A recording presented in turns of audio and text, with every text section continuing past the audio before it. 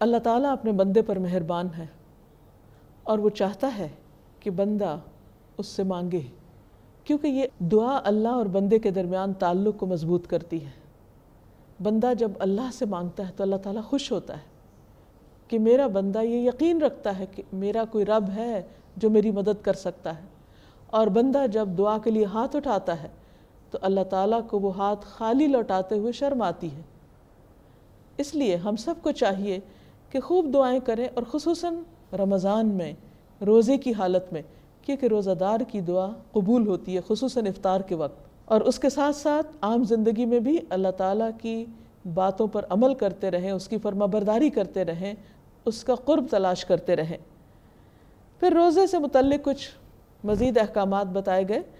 فرمایا احل لکم لیلۃ الصیام الرفث الی نسائکم، روزے کی راتوں میں تمہارے لیے اپنی بیویوں کے پاس جانا حلال کر دیا گیا۔ اسلام دین فطرت ہے، انسان کی ضروریات کو سمجھتا ہے، اس لیے صرف دن کے اوقات میں پابندی لگائی گئی کھانے پینے اور ازدواجی تعلق پر، لیکن رات کے اوقات میں دونوں چیزوں کی اجازت دی گئی۔ پھر شوہر اور بیوی کے رشتے کو بہت خوبصورت انداز میں بیان کیا گیا کہ ہن لباس لکم وانتم لباس لہن، وہ تمہارا لباس ہیں اور تم ان کا لباس ہو۔ لباس اور جسم کا بہت قریبی تعلق ہوتا ہے۔ لباس انسان کو زینت بخشتا ہے، لباس انسان کے لیے راحت کا باعث ہوتا ہے، لباس انسان کے عیبوں کو چھپاتا ہے۔ اسی طرح شوہر اور بیوی دونوں ایک دوسرے کے لیے باعث راحت ہیں، ایک دوسرے کے قریب ہیں اور ایک دوسرے کے عیبوں کو چھپانے والے ہیں، اور ان دونوں کے درمیان کسی بھی قسم کی نفرت پیدا کرنا اور جدائی پیدا کرنا ابلیس کا کام ہے۔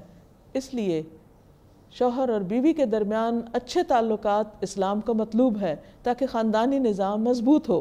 علم اللہ انکم کنتم تختانون انفسکم، اللہ کو معلوم ہے کہ تم اپنے نفسوں سے خیانت کر رہے تھے، کیونکہ کوئی واضح حکم نہیں تھا اس سے پہلے کہ شوہر بیوی کے تعلق کس طرح ہونا چاہیے رمضان کی راتوں میں۔ فتاب علیکم، تو وہ تم پر مہربان ہوا، وعفا عنکم، اور پچھلی باتوں سے اس نے درگزر کیا، تمہیں معاف کر دیا۔ فالآن باشروہن، پھر اب تم ان سے تعلق قائم کر سکتے ہو۔ وابتغوا ما کتب اللہ لکم، اور جو لطف اللہ نے تمہارے لیے رکھا ہے یا اولاد جیسی نعمت رکھی ہے اس کو بھی تلاش کرو۔ وکلوا واشربوا، اور کھاؤ اور پیو، حتی یتبین لکم الخیط الابیض من الخیط الاسود، یہاں تک کہ سفید دھاری سیاہ دھاری سے الگ نظر آنے لگے۔ یعنی اللہ تعالیٰ نے رمضان کے راتوں میں کھانے پینے کی جو اجازت دی اس کی پھر اینڈ لائن بتا دی گئی کہ جب فجر طلوع ہو تو پھر کھانا پینا بند کرو۔ اب دیکھیے کہ ہر ایک کے پاس گھڑی نہیں ہوتی اور ہر دور میں گھڑیاں نہیں تھیں، اس لیے فطری نظام بتایا گیا کہ تم اپنے اوقات کا تعین کس طرح کرو، اور اس طرح سب لوگوں کے لیے آسانی پیدا کر دی گئی۔ جس طرح رمضان کے روزے چاند دیکھ کر رکھو، اسی طرح ہر روز روزہ بند کرنے کا وقت جو ہے اس کو بھی تم آسمانی جنتری سے دیکھ سکتے ہو۔ ثم اتموا الصیام الی اللیل، پھر اپنا روزہ رات تک پورا کرو، یعنی مغرب ہونے تک روزہ رکھو۔ ولا تباشروہن وانتم عاکفون فی المساجد، اور تم ان بیویوں کے پاس نہ جاؤ جب تم مساجد میں اعتکاف کر رہے ہو۔ اعتکاف نبی صلی اللہ علیہ وسلم کی سنت سے پتہ چلتا ہے کہ آپ مسجد میں آخری عشرے میں کیا کرتے تھے، جس میں باقی تمام مصروفیات کو ترک کر دیتے اور سارا وقت صرف اللہ کی عبادت پر ہی فوکس کرتے۔ اور یہ ایک آپ صلی اللہ علیہ وسلم کی سنت ہے، اور جن لوگوں کے پاس وقت ہو انہیں اس کا اہتمام کرنا چاہیے۔ اس کی مزید کچھ حدود ہیں کہ اعتکاف کی حالت میں بیوی کے پاس رات کو نہیں جا سکتے۔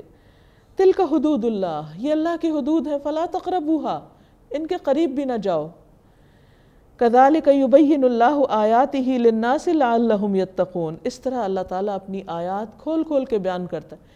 یعنی یہ بالکل پرائیویٹ معاملے ہیں جن کو پبلکلی ڈسکس نہیں کیا جاتا عام طور پر، لیکن دین کے معاملے میں حیا نہیں، اس لیے واضح طور پہ بتا دیا گیا کہ کیا کر سکتے اور کیا نہیں کر سکتے، اور اللہ تعالیٰ نے اپنی کتاب میں کھول کے بتایا تاکہ کسی کو کوئی ڈاؤٹ نہ رہے اور انسان روزے کے تقاضے کو پورا کرے، لعلہم یتقون، تاکہ وہ تقوی حاصل کر سکیں۔ اور آخر میں فرمایا وَلَا تَأْكُلُوا أَمْوَالَكُمْ بَيْنَكُمْ بِالْبَاطِلِ، اور اپنے مال باطل طریقے سے مت کھاؤ۔ وَتُدْلُوا بِهَا إِلَى الْحُكَّامِ، اور انہیں حکام کے پاس نہ لے جاؤ، یعنی رشوت کے طور پر، کیوں؟ لتأکلوا فریقا من اموال الناس بالاسم وانتم تعلمون، تاکہ تم لوگوں کے مال کا کچھ حصہ گناہ کے ساتھ کھا سکو حالانکہ تم جانتے ہو۔ یعنی بعض اوقات ایسے حالات ہوتے ہیں کہ ایک شخص کے پاس دوسرے کا کچھ حق ہوتا ہے اور وہ اس کو دبانا چاہتا ہے۔ جب صاحب حق اپنا حق لینے کے لیے عدالت کے پاس جاتا ہے تو پہلا شخص رشوت دے کر دوسرے کے حق پر ناجائز قبضہ کر لیتا ہے۔ اس چیز سے منع کیا گیا، اور اس میں یہ حکمت یہ ہے کہ رمضان کی آیات، روزے کی آیات کے فوراً بعد اس چیز کا ذکر کیا گیا کہ جس طرح روزے کی حالت میں تم حلال سے پرہیز کرتے ہو، اپنی عام زندگی میں حرام سے بھی پرہیز کرو۔ اور اس حرام کا ایک حصہ کیا ہے کہ انسان کسی کے مال پر غاصبانہ قبضہ کرے، اس کی مرضی کے بغیر اس کو استعمال کرے، یا کسی کا حق چھیننے کے لیے رشوت دے کر اس کو اپنا حق بنا لے۔ یہ تمام چیزیں ہمارے دین میں ممنوع ہیں، ان سے بچنا چاہیے، اور ان سے بچنے کا نام ہی تقویٰ ہے۔ اللہ تعالی ہمیں روزوں سے تقویٰ نصیب فرمائے۔ وآخر دعوانا ان الحمد للہ رب العالمین۔ السلام علیکم ورحمۃ اللہ وبرکاتہ۔